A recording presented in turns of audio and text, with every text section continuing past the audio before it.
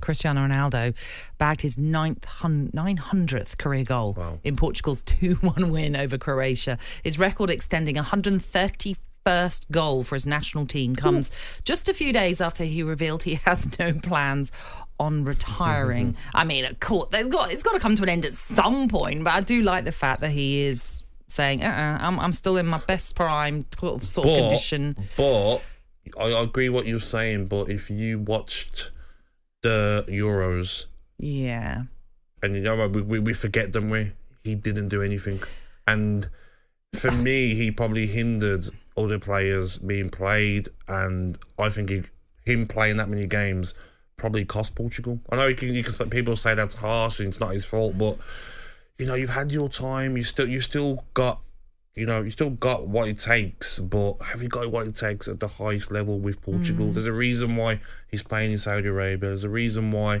he got let go by Manchester United. There's a reason why he's not playing in Europe. I just think Portugal got so many exciting players that were left on the bench during that Euros. Ronaldo, for me, will want to go to the World Cup. He's not just carrying on to play Nations League. No, that's it. The end goal is like retire at the World Cup. But if I'm Martinez, I'm like, it's a Ronaldo show again. He's already said he doesn't want to be a bench player. He said that, didn't he? He says, if I'm in the squad, I want to be a starter. Yeah. So you got that problem.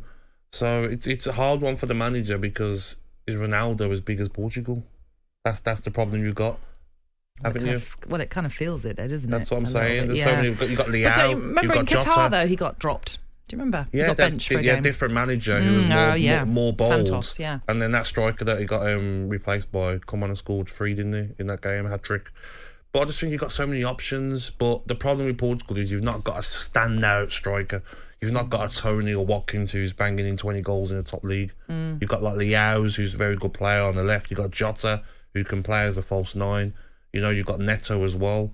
So you could play them 3 with Fernandes. You've got Bernardo Silva. You've got Gomez. They've got so many options, but they've not got a standout clinical goal scorer that you'd say, Ronaldo, you've got no choice. You've got to be on the bench. Yeah. That's why maybe Martinez is still keeping him around.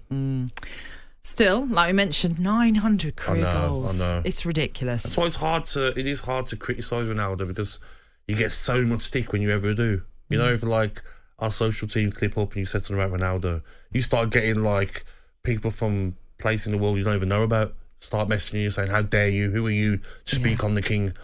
Because he's been so top, hasn't he? He's kept himself in top shape. He's been the perfect athlete, professional. But our job is to speak the truth, isn't it? Yeah, but that's why he's saying he has no plans to retire as of yet. Do you know what? He is one of the stories from last night, but he isn't the biggest story. The biggest story, which we might talk about in more detail a little bit later on. San Marino won their first ever competitive game. Who was it against? Manchester United? It was Liechtenstein, if you must know. A 1-0 win, which actually, coincidentally, you have to go back 20 years for the last ever win in terms of any game of football, so friendlies, etc., which was against Liechtenstein in 2004. So they like Liechtenstein. They don't mind playing them, but they won their first ever competitive game. Indeed. Just a little ripple of applause. talkSPORT Breakfast, waking you up Monday to Friday morning from 6 a.m. on AM, on DAB, via the talkSPORT app and on your smart speaker. talkSPORT.